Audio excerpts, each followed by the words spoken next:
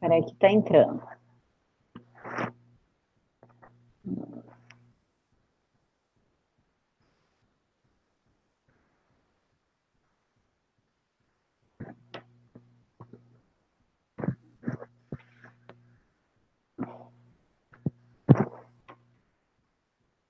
E aí, pessoal, vocês estão ouvindo a gente?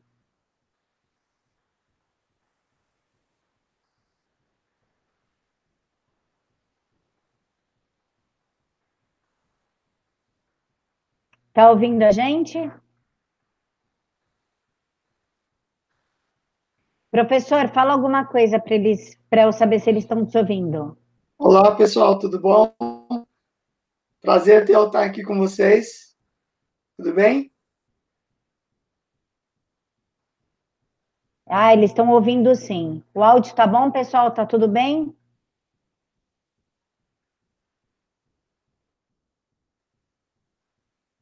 Deu uma falhada no vídeo, mas está tudo bem. Então tá. Então eu vou começar apresentando para vocês o professor João Carlos. Vou dar uma introdução no assunto. O assunto vai se basear naquele link que eu deixei para vocês ontem lá na comunidade, também está aqui na caixa de informações. Ele vai explicar para a gente um pouquinho sobre o fascismo, e na última meia hora, aí a gente vai abrir para as perguntas. Tudo bem para vocês?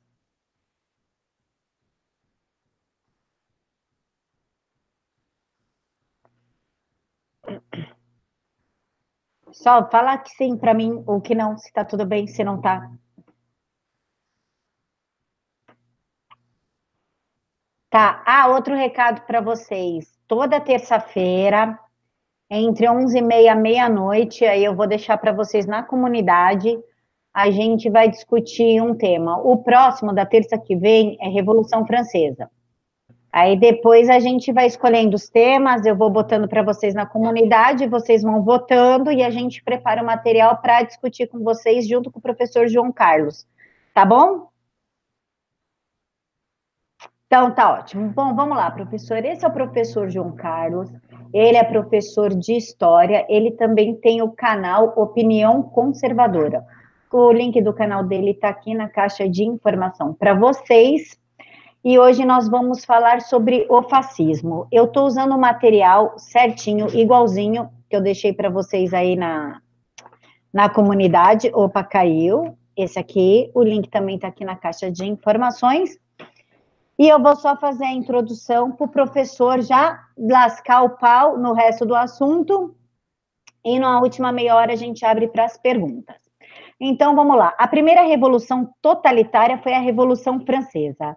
Ela que é a mãe do totalitarismo moderno e o modelo espiritual que inspirou as três revoluções: a fascista italiana, a nazista alemã e a comunista russa.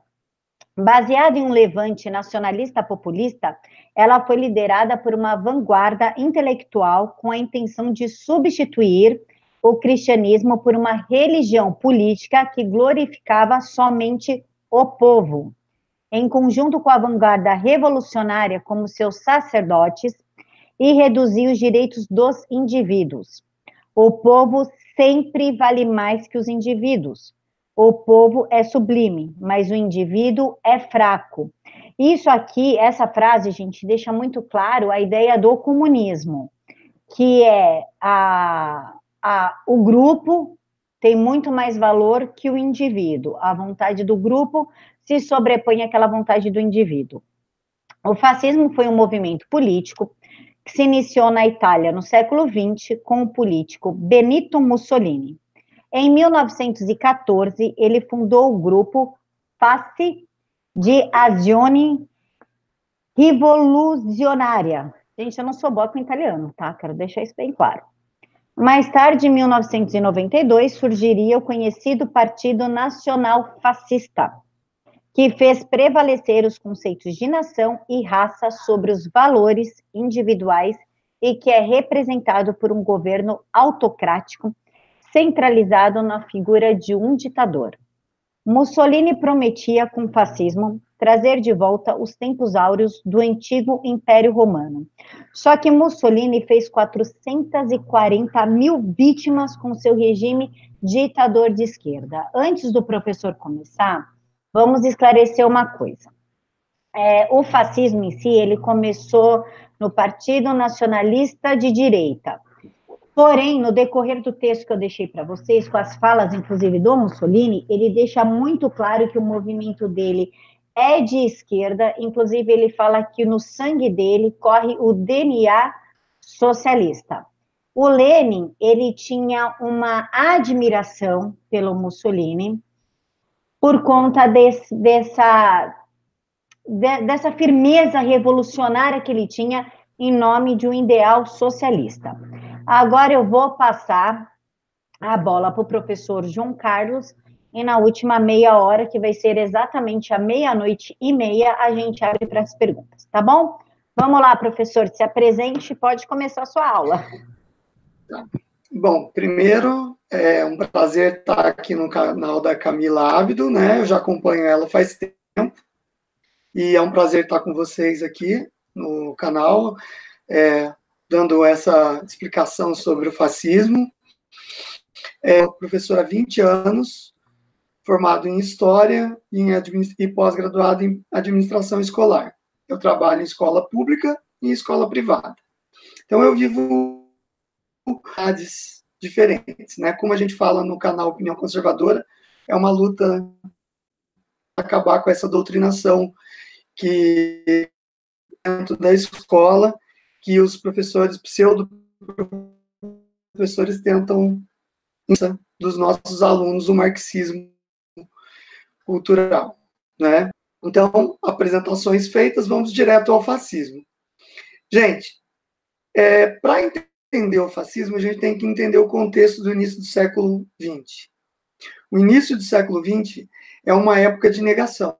Eles estão negando a era dos impérios, que é do século XIX. Lembrando que a gente ainda tem os impérios, o Império Italiano, né, que é o rei Vítor Emanuel I. A gente tem o rei da Alemanha, e a gente tem o czar russo, Nicolau II. Então, essa era dos impérios ainda continuava. Mas, é uma época em que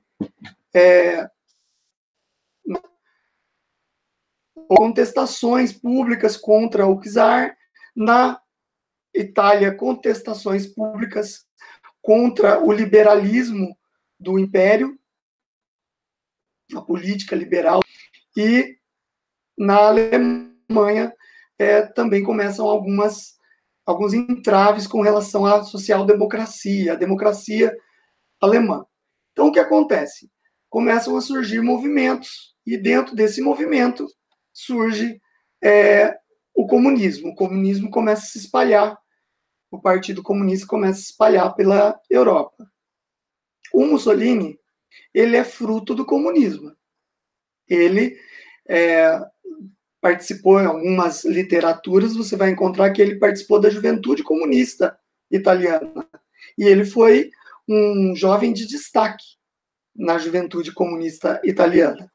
E daí, logo ele já começa a galgar certos degraus dentro dessa Juventude Comunista, e ele passa a ser o editor-chefe do jornal Avante, que é um jornal comunista da Itália.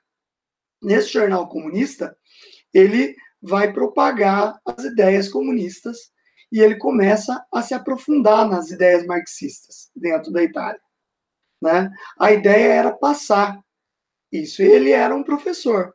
O Mussolini, ele tinha a formação para professor. Algumas literaturas falam até que ele não conseguiu exercer a profissão, e daí, através desse jornal, ele começa a divulgar suas ideias marxistas. Mas o marxismo, ele vem com aquela ideia de que ainda não existia o marxismo gramscista, o marxismo que pregava a tomada do poder, né? Eles tinham que tomar o poder. Os partidos comunistas tinham como sua base os sindicatos e os movimentos camponeses. lá na Itália e na Alemanha, muito mais camponês na Alemanha e muito mais sindical na Itália.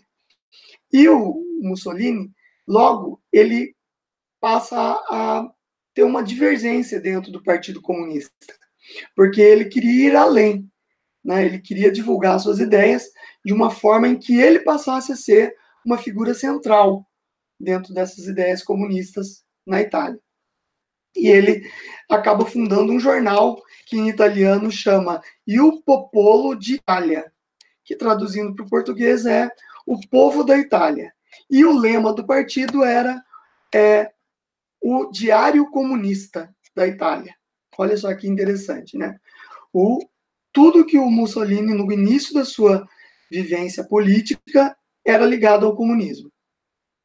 Mas, como eu falei, ele sofria algumas divergências, ele tinha algumas divergências, e logo, no início, quando a Itália começa a entrar, a discutir a entrada na guerra, na Primeira Guerra Mundial, o Benito Mussolini, que era a favor da entrada na guerra, ele passa a questionar o comunismo, né? Porque a Itália ia lutar contra a Rússia na Primeira Guerra Mundial, porque existiam duas tríplices Entente, a Tríplice Entente, que era formada pelo grupo da Inglaterra e da Rússia, e a Tríplice Aliança, que era formada pela Alemanha, Itália e Império Austro-Húngaro.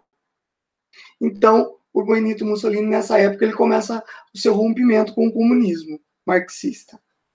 E daí floresce nele, ele vai para a guerra, ele luta na guerra e passa a ser um ex-combatente. Só que a Itália, ela acaba deixando o conflito antes do final. E o mesmo acontece com a Rússia.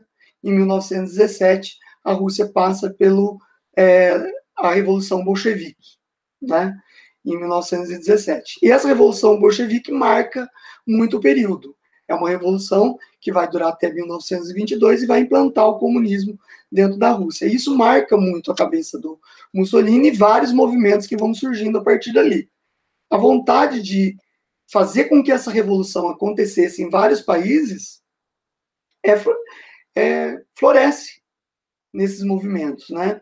E o Mussolini, então, ele funda, então, junto com os seus correligionários, o Partido Fascista italiano, que seria o Partido Nacional Fascista,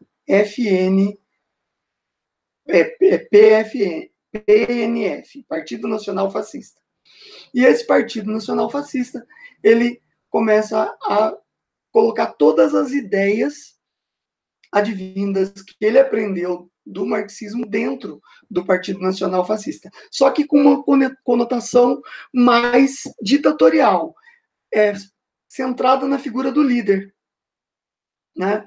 Então ele começa a divulgar isso e começa a formar o seu pequeno exército miliciano dos camisas negras, que mais tarde vai fazer a marcha sobre Roma, e daí eles vão ganhar notoriedade dentro da Itália. Mas o que acontece nesse início do fascismo na Itália é que eles têm a via democrática. Dentro da Itália, você tem a via democrática. E eles não podiam fazer a revolução armada dentro da Itália, porque a Itália era um país democrático, apesar de ser um império do rei Vítor Emanuel I. Então, ele começa a usar a via democrática para, através do Partido Nacional Fascista, colocar suas ideias. No início, eles não conseguem grande sucesso, mas a partir do momento em que eles vão ganhando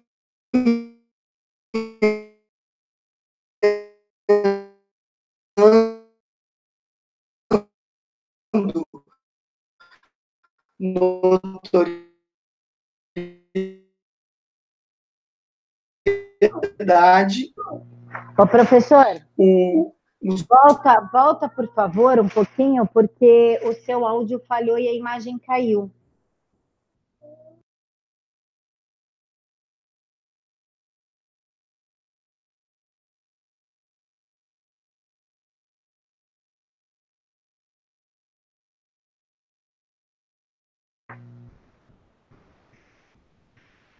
Gente, o professor travou aqui, espera ele voltar, eu acho que ele já volta.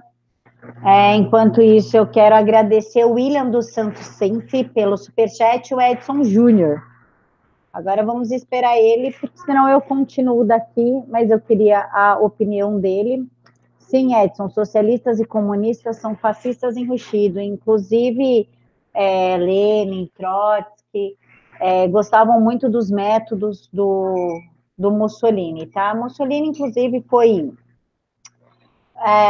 reverenciado até nos Estados Unidos. Tem uma passagem muito interessante que fala de um jornalista que ele, além de admirar demais o Mussolini, ele falou que quando ele foi para a União Soviética, ele estava no futuro, que o comunismo é possível sim. Olha o nível de jornalista, com exceção de alguns aqui, isso eu me incluo, é tudo esquerdinha, gente. Tudo esquerdinha. Eu estou esperando o professor voltar, enquanto isso a gente vai conversando. Eu estou olhando aqui a telinha dele, pelo meu negócio de controle aqui, ele está congelado aqui. Vamos esperar um pouquinho, professor. Vou chamar ele aqui de novo. Voltamos? Voltou, professor? Voltamos. O professor voltou, gente. Então eu vou abrir para ele de novo, tá? Segue, professor. Então, gente, deu uma caidinha, vamos seguindo em frente. Então, depois da marcha sobre Roma, em que ele, com milhares de seu exército militar de camisas negras, ele marcha sobre Roma, mostrando uma força, uma organização paramilitar apoiada por esses ex-combatentes da Primeira Guerra Mundial que estavam do lado de Mussolini, né? Todos vestidos de preto, causando grande impacto visual. Esse impacto visual vai ser depois aproveitado pelo Hitler lá no nazismo, através das SS e da SA. Mas o Mussolini, ele usa isso para fazer com que o partido dele ganhe notoriedade. E daí eles começam a exercer a maioria dentro do parlamento italiano, e daí aquela social democracia, uma democracia liberal, que tendia a ser liberal, mas que realmente já vinha passando por dificuldades, porque a Primeira Guerra Mundial veio trazer extrema dificuldade financeira para o país, a dívida interna do país estava altíssima, a inflação galopante, e os critérios como fascismo e nazismo, eles se aproveitaram muito desse problema econômico do país, e eles culpavam os partidos liberais por não saberem conduzir a economia do país e ter mergulhado o país nessa crise. Então, a fome, a miséria, a inflação, o desemprego viram uma moeda forte de acusação do fascismo contra essas democracias e contra esses partidos democratas, que já eram tradicionais na Itália. Então, nas eleições, eles vão cada vez elegendo mais cadeiras dentro do parlamento, até que o primeiro-ministro e o rei Vítor Emanuel I, eles começam a pensar nessa possibilidade que entre o comunismo, que também estava se aproveitando desta crise para fazer todo o seu alarde, a sua manifestação contra a democracia, e o fascismo, entre o comunismo e o fascismo, que tinha de corporativismo, aceitar certas empresas, tanto que o comunismo não aceitava isso. Entre o fascismo e o comunismo, os políticos tradicionais não viam tanto perigo. Eles achavam que o Mussolini, chegando próximo ao cargo de primeiro-ministro, ele ofereceria menos que os comunistas no poder. Né? Foi um ledo engano. próprio Vítor Emanuel, ele indica o Mussolini para comandar o parlamento na Itália. E daí o parlamento começa a ser comandado pelo Mussolini, e daí ele começa a fazer aquelas reformas, levando o país, conduzindo o país para uma ditadura. É aí que a gente entra num divisor de águas. O nosso tema é fascismo. É de direita ou é de esquerda? Na minha pesquisa sobre esse assunto, eu levantei vários livros, várias bibliografias, vários autores. Muitos autores defendem a ideia de que o fascismo é fruto de uma democracia frágil, com elos frágeis com o liberalismo, e por isso o fascismo ele chega ao poder. Mas ele é fruto de uma democracia e de uma escolha da direita. Algumas bibliografias falam isso. Mas alguns autores e algumas bibliografias falam que não, que é a herança, o Mussolini é uma herança clara do comunismo. Quando ele fala aquela frase que ficou famosa, do Estado, né, que tudo pelo Estado, nada contra o Estado e nada fora do Estado, é uma ideia claramente comunista. Stalin e Lenin, primeiramente, depois Stalin, eles já pensavam dessa forma. E aí a gente começa a ver o casamento, né, das ideologias. O fascismo tem uma ideologia totalmente antiliberal. O Estado intervém na economia, eles permitem uma propriedade privada mais controlada pelo Estado, empresas controladas pelo Estado, mas é estatizante, é um governo centralizador, que centraliza toda a sua política na figura do líder, de um líder carismático, e que todas as leis têm que ser ditadas pelo que o líder acha correto. Né? Diferentemente da Alemanha nazista, os italianos, a princípio, não tinham problemas com os judeus. Os judeus faziam parte da administração pública, eles não tinham essa conotação de raça pura e nada disso. E até um certo momento, o fascismo ele não tinha muita ligação com o nazismo alemão. O Mussolini não tinha muitas características de estar ligado ao nazismo de Hitler, né? Até o Hitler, ele pegou várias das ideias fascistas, mas essa aproximação só aconteceu mais tarde, entre o fascismo e o nazismo, quando existe a formação do eixo já próximo da Segunda Guerra Mundial. Então, a década de 20, que foi vamos dizer assim, o berço do fascismo e do nazismo, é uma época realmente que foi influenciada pela Revolução Comunista na Rússia.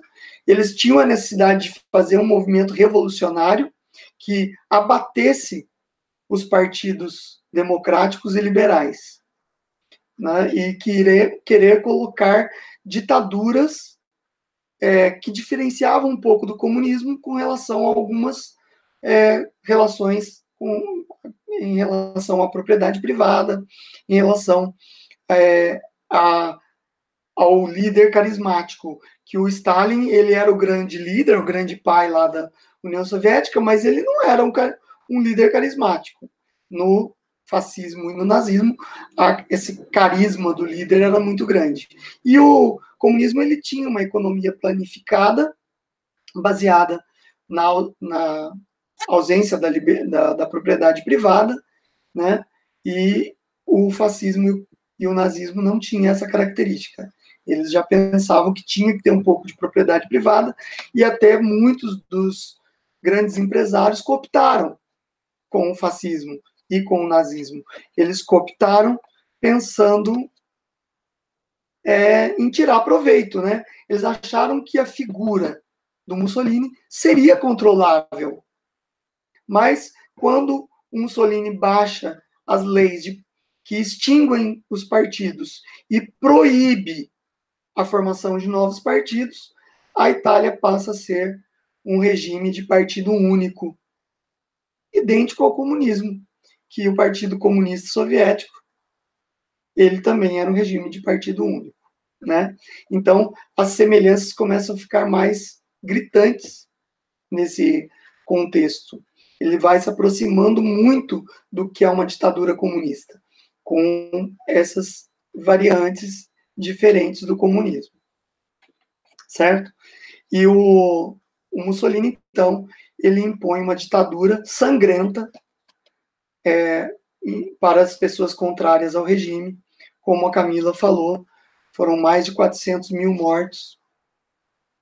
E depois que ele se alia ao nazismo, ele começa a adotar aquela política também de segregação racial contra os judeus. E daí começa a adotar também campos de concentração, com menos alarde, como foi na Alemanha. Mas a perseguição começa a ser geral. E uma ditadura sangrenta. Até que o Mussolini começa a perder um pouco a sua notoriedade frente ao nazismo. O nazismo ele soube se aproveitar mais da publicidade. O Goebbels, né, que era o ministro da propaganda nazista, ele soube fazer muito mais alarde com relação à publicidade do regime do que o fascismo. O fascismo começou a se apagar em parte. Os dois tinham basicamente a mesma defesa das mesmas ideologias, mas o nazismo ele sobressai, e o Hitler passa a sobressair muito também. A gente não pode esquecer que no meio da década de 20, a gente tem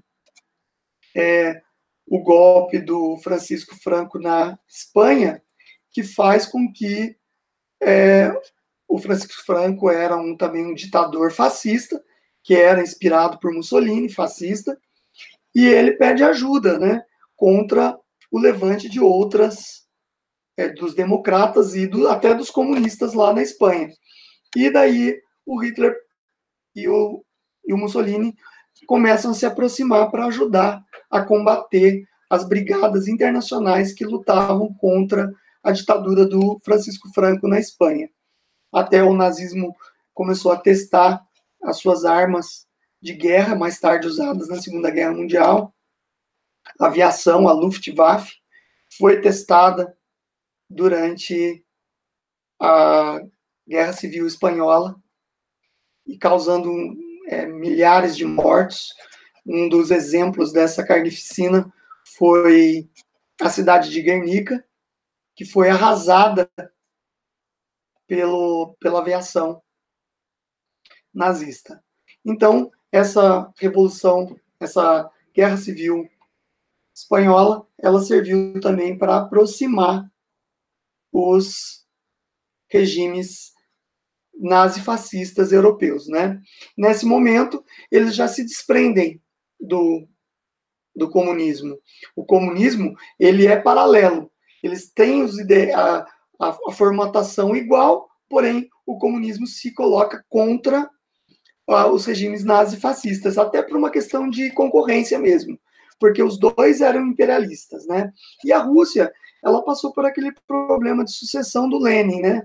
Em que o Trotsky queria a internacionalização do comunismo, ou seja, o comunismo começar a tomar territórios europeus, enquanto que o Stalin queria primeiro estruturar a Rússia internamente. E a corrente do Stalin é que ganhou. Então, aí há uma diferenciação do nazifascismo. Paralelamente, o comunismo começa a lutar contra o nazifascismo na Itália. Na Itália, não, na Europa. A Guerra Civil Espanhola foi um exemplo disso. Quando acontece que o nazismo começa as suas incursões, se aproveitando do pacifismo, daquela paz que a Inglaterra defendia e a França defendiam, ele começa a pôr as asinhas de fora e tomar territórios com aquela desculpa reunir a grande Alemanha novamente, e eles começam a tomar a região dos Sudetos da Tchecoslováquia, a Inglaterra e a França pedem uma conferência para discutir essa tomada dos Sudetos. Mais uma vez, há uma aproximação do fascismo com o nazismo. Nessa Conferência de Munique, de 1936, o mediador da conferência é o Mussolini. E o nazismo, ele impõe a sua vontade de reunir a população alemã que vivia na região dos Sudetos, que é a divisa da Alemanha com a Tchecoslováquia. A Tchecoslováquia, por incrível que pareça, não participou da conferência. Os livros, a bibliografia diz que o primeiro-ministro tchecoslovaco ficava na sala ao lado esperando os resultados da conferência, sem poder opinar, porque era uma questão da segurança na Europa Central. E como o Clemenceau, o primeiro-ministro inglês e o primeiro-ministro francês estavam naquela política de paz a qualquer custo, nós não queremos uma guerra sangrenta como foi a Primeira Guerra Mundial, eles cederam a conferência, a tomada dos Sudetos pelo nazismo, e com isso o Mussolini passa a ser um grande mediador, né, da conferência, ele ganha notoriedade com isso perante o Hitler, e o Hitler também, ele ganha notoriedade. Mas o incrível que pareça aí nessa história é que o Hitler, ele não cumpre a Conferência de Munique. A Conferência de Munique dava direito para tomar os Sudetos, e ele toma 2/3 da Tchecoslováquia, invade 2/3, e mais uma vez a Inglaterra e a França têm que engolir calado isso. Depois, em 1938, o Hitler toma sua terra natal, que é a Áustria, e a Inglaterra e a França engolem calada essa questão. E em 1939 é a tomada da Polônia, né? Eles começam a deslocar exércitos para a fronteira com a Polônia, para tomar o corredor polonês, onde fica a Prússia Oriental, um território antigo da Alemanha, que foi perdido durante a Primeira Guerra Mundial, e agora o pan-germanismo queria tomar aquela região, e daí o Hitler recebe um ultimato: se ele invadisse a Polônia, começa a Segunda Guerra Mundial. Até que, no dia 1º de setembro de 1939, o Hitler invade a Polônia. Mas antes dessa invasão, surpresa, Hitler faz um acordo com o Stalin. É o Acordo de Brest-Litovsk, ou Acordo Germânico-Soviético.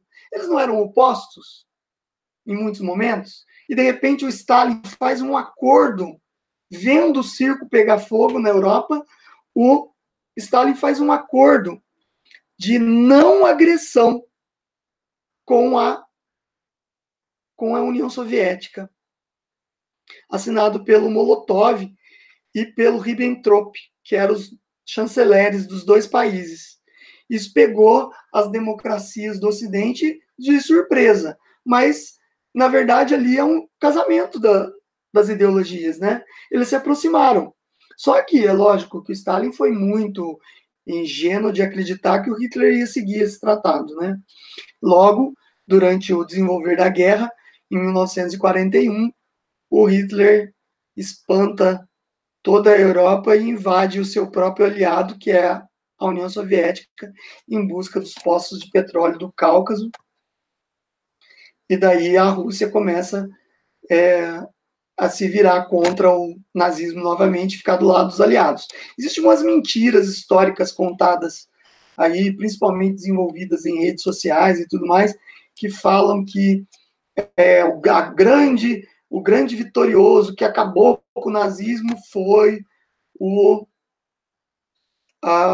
Stalin, a retomada da Europa através de Stalingrado. Teve uma importância, mas os aliados ocidentais, com a invasão da Normandia, através do dia D, retomaram o norte da Europa e foram se dirigindo, empurrando os exércitos alemães até Berlim, e a Inglaterra vence o norte da Itália, as tropas de Mussolini, e invade a Península Itálica, onde eles começam a causar o estrangulamento do fascismo, até que Mussolini cai como prisioneiro e o Hitler monta uma força especial para ir lá libertar.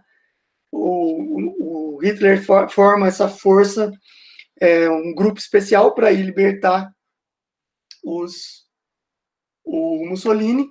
Ele toma e retoma o Mussolini para o nazifascismo e monta uma república de Salò, no norte da Itália, uma república títere, que não tem valor nenhum, era apenas para mostrar que o fascismo estava vivo e tudo mais, mas a população daí, com o furor que causou toda aquela destruição na Itália, acaba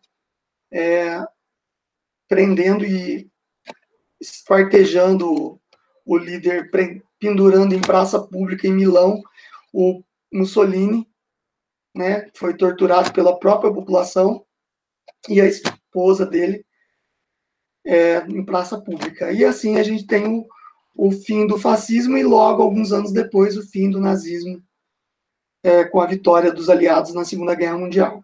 Eu espero ter resumido de uma forma compreensível para vocês.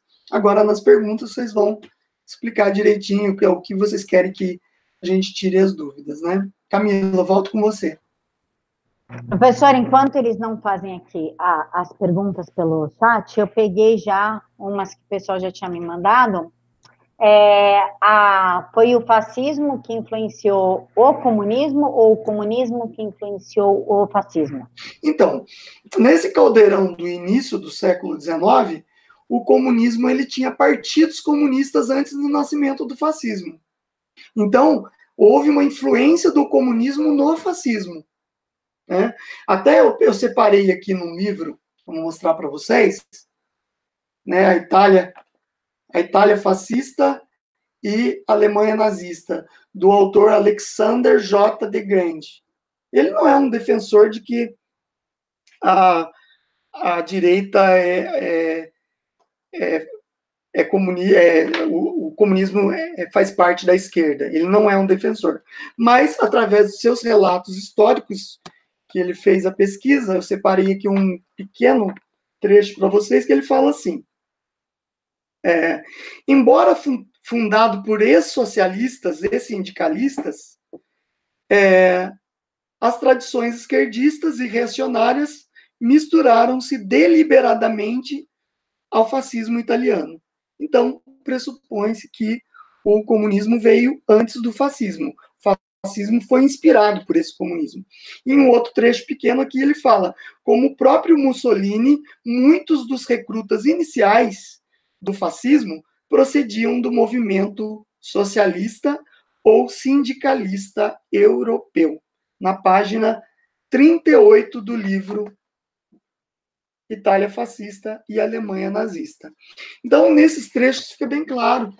E em outras bibliografias, o próprio Churchill, na sua bibliografia, no seu livro biográfico da Segunda Guerra Mundial, em que ele relata a Inglaterra na Segunda Guerra Mundial, o seu governo, ele chega a falar que o comunismo foi o berço revolucionário dos movimentos nazifascistas na Europa, né? E ele fala que de conservador não tinha nada. A Inglaterra era conservadora.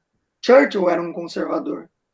Então, conservador era totalmente oposto a esses movimentos. Muita gente confunde, né? Pensa que o nazismo e o fascismo eram movimentos conservadores. Não, eles eram movimentos revolucionários, advindos do comunismo, e a Revolução Russa de 1917 foi um grande ponto inspirador dessas revoluções depois na Europa Central. Professor, o Cavalo Branco está perguntando se não existia um protofascismo antes do século XX. Existia. No século XIX, a gente tem ordens do século XIX que existiam aquela questão da honra, do militarismo. Isso ficou muito mais patente na Alemanha, né? Mas a Itália também tinha aquela ideia de ressurgir a grandeza do Império Romano, Então, existiam ordens de cavaleiros, ordens de caça, que tinham, vamos dizer assim, era o germe produtor depois das ideias ampliadas do fascismo e do nazismo. Então, eles tinham aquela ideia de honra, de luta, de guerra, de armamentismo, de um Estado forte, centralizado, como era o Império Romano antigo na Itália e como era o Império da Alemanha na Idade Média, né? Que era o Império Germânico, né? Da Alemanha, na Idade Média. Então, já existia, sim, um proto-fascismo no século XIX. Todos esses embriões, eles vão desembocar no século XX, no início do século XX. Só que eles vão, vamos dizer assim, vão ser potencializados pelo comunismo. Porque o comunismo, ele agitava as massas. Ele que ensinou, vamos dizer assim, ele que ensinou o Mussolini e os membros iniciais do Partido Fascista a incendiar as massas, né? Trazer as massas para o lado do fascismo, né? Então já existia, assim. Professor, o Cristiano Silveira pergunta o seguinte: Camila, pergunte ao professor, por gentileza, como foi criado o mito do heroísmo soviético contra o nazismo, sendo que ambos tinham um acordo Ribbentrop-Molotov. Isso, que é o acordo germano-soviético ou o acordo de Brest-Litovsk, né? Que foi assinado. Então, o mito que surgiu foi um mito criado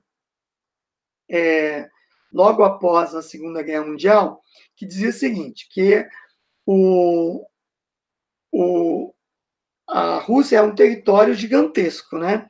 E a Alemanha, quando invade a Rússia e vai tomando o território, a Rússia já era experiente desde a época de Napoleão a combater os invasores do seu território, e eles eram mão de aço contra deserções.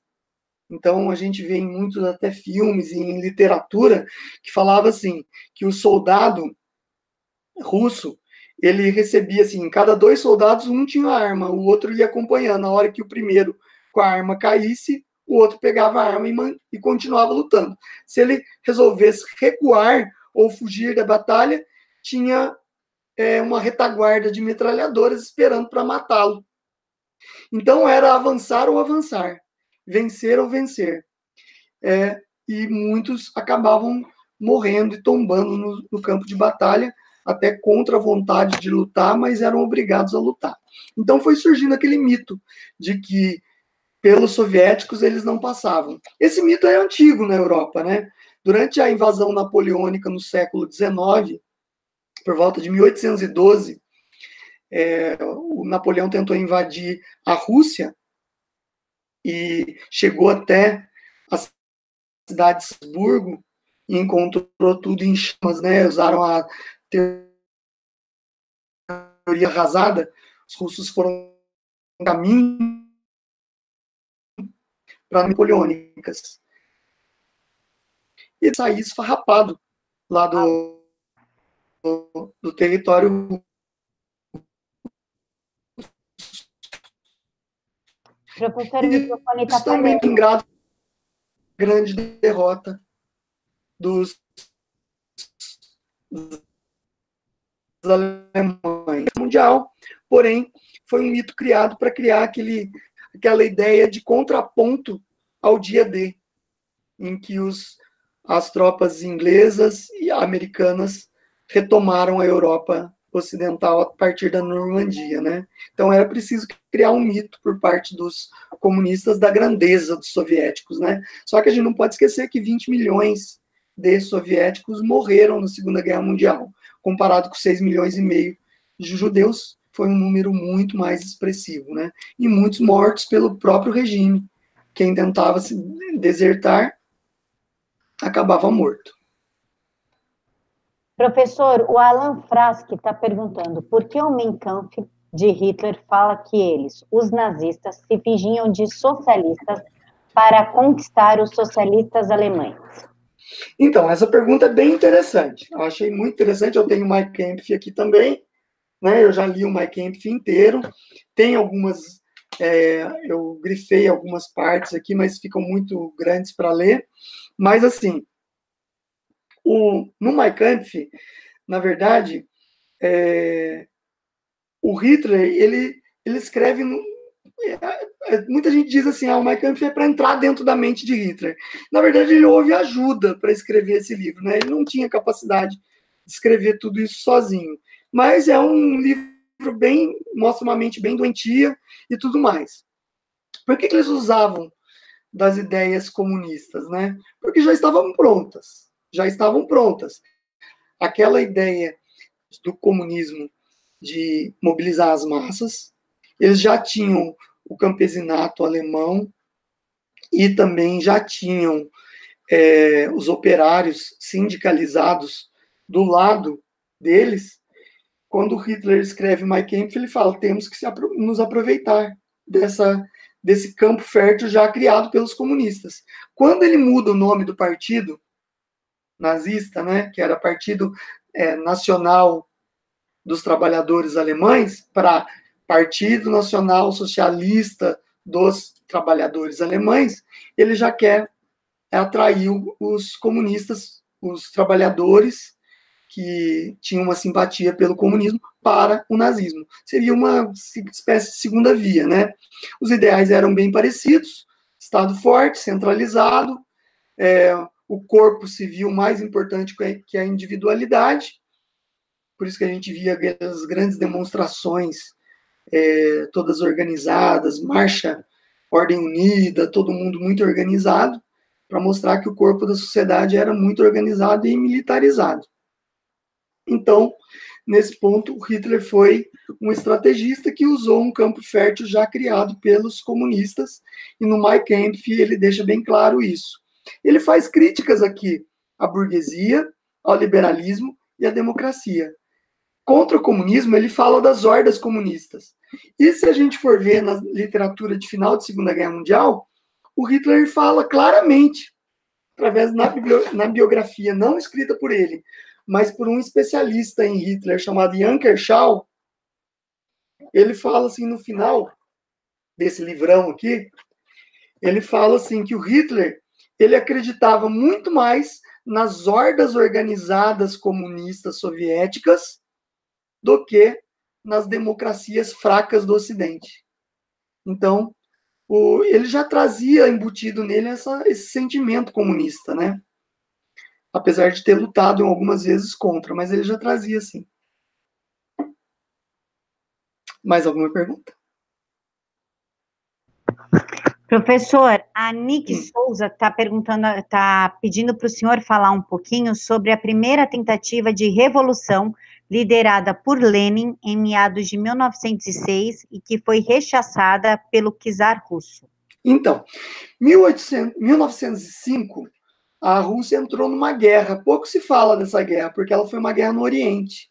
Foi a guerra sino-japonesa, em que a Rússia queria os territórios da Manchúria no norte da China e o Japão também queria. Então, os dois países entraram em guerra, né, por aquela região. E a Rússia levou a pior contra os japoneses.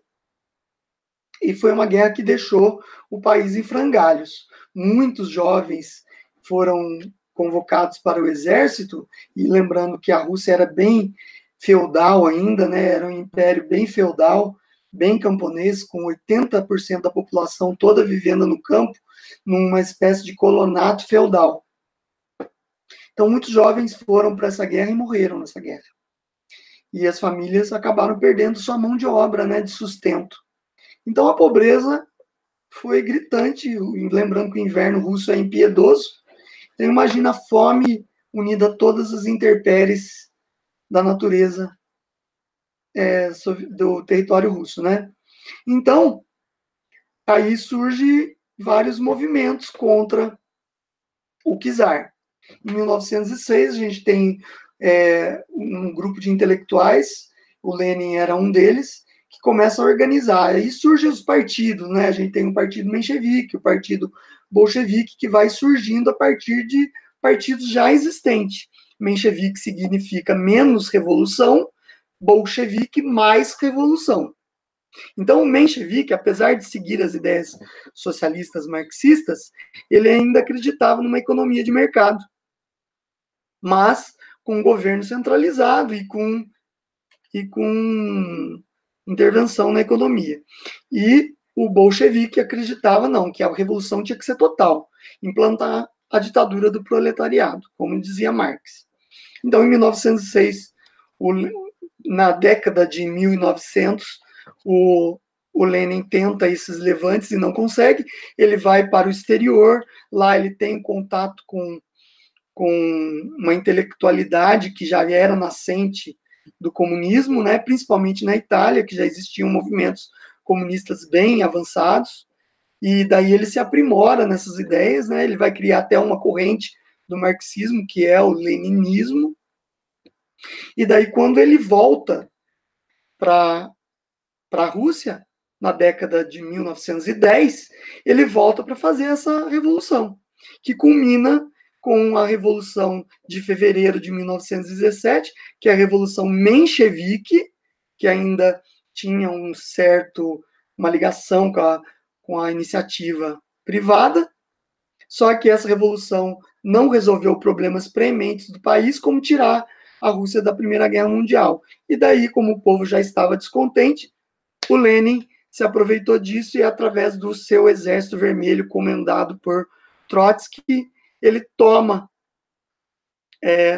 o poder e destitui o governo menchevique. E daí a gente tem a Revolução Russa em andamento, né? Toda uma guerra civil, sangrenta também, né? O solo russo é adubado com sangue, né? Dos seus próprios cidadãos. É um povo, assim, que milhões de pessoas morreram nas revoluções e na Segunda Guerra Mundial, certo? Então, o Lenin, ele já era experimentado nisso, só que ele durou pouco depois que a Revolução acabou. A Revolução acabou em 1922, implantando o comunismo bolchevique, e o Lenin morre em 1924, certo? Professor, eu vou fazer aqui as duas perguntas do Paulo Joaquim dos Santos e do Cavalo Branco.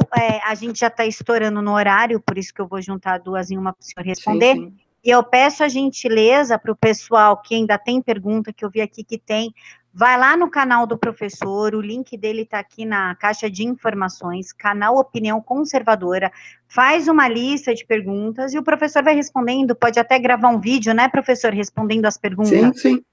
Então, a gente pode fazer um vídeo sobre isso, sim.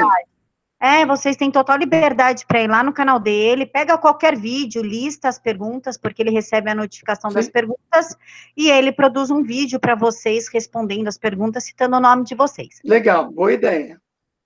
E claro que na terça-feira, que vem, entre 11h40 e meia-noite, eu vou deixar na comunidade horário certinho para vocês, a gente vai estar falando da Revolução Russa. Professor, o Paulo Joaquim dos Santos... Da Revolução Francesa, né? Desculpa, gente, a Revolução Francesa. Eu tô lendo aqui os comentários, aí me confunde tudo. Revolução Francesa, gente. O Paulo Joaquim dos Santos pergunta, a diferença entre o comunismo europeu e o comunismo chinês, onde se encontram semelhanças e diferença dos dois, já que um ainda é presente no dia de hoje, e o Cavalo Branco pergunta se houve a reforma agrária dentro da Europa pré-guerra. Então, vamos falar sobre isso aí. O comunismo na China foi totalmente diferente, né? Ele foi inspirado pelo Marx e tudo mais, mas ele ganhou uma conotação do Mao Tse-tung, né? A Revolução Popular Chinesa, que implantou o comunismo por volta de 1929, né? Que a gente tem a implantação lá na China, ela é diferente, ela tem uma conotação cultural.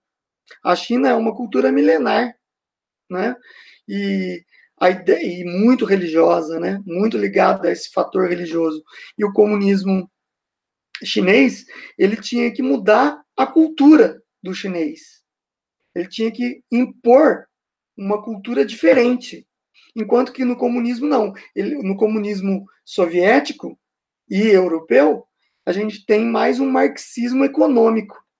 Até a chegada do Gramsci na década de 50, o comunismo é mais voltado pelo viés econômico, né? Uma revolução que pregava uma mudança na economia, colocando o proletariado no poder e planificando toda a economia. Então é totalmente diferente do chinês. O chinês não. A China era um campesinato gigantesco, totalmente religioso, com religiões milenares, uma cultura milenar. Você tinha que combater essas culturas. Então, o Mao Tse-tung, através do livro vermelho, ele começa a colocar e a pontuar, inspirado no marxismo, mas com uma conotação local, que o comunismo tinha que combater a cultura milenar primeiro, para depois fazer as mudanças da ideologia no país, políticas no país. E isso aconteceu, né? A China é até hoje, porque até hoje um país comunista, porque eles conseguiram mudar essa ideia do campesinato chinês com relação à cultura. A cultura do chinês mudou muito antes da década de 40 e vem até os dias de hoje. Enquanto que na Europa não, era tudo, o marxismo era de viés econômico. Você planificar a economia, fechar a economia e o Estado intervenção total na economia para fazer com que os meios de produção pertencessem ao Estado. É diferente da China, isso não aconteceu. A China tinha pouca indústria também, então a conotação é totalmente diferente. Certo? A segunda pergunta qual era mesmo, Camila? Do cavalo branco? Se existia a reforma agrária Tá. Que eu vou achar aqui de novo, senhor. Então, na Bíblia, a reforma agrária, você falou assim que é. Então, a reforma agrária na Europa, ela não acontece. Na Europa pré-guerra. Não acontece. Era um império. A Alemanha, a Itália eram impérios.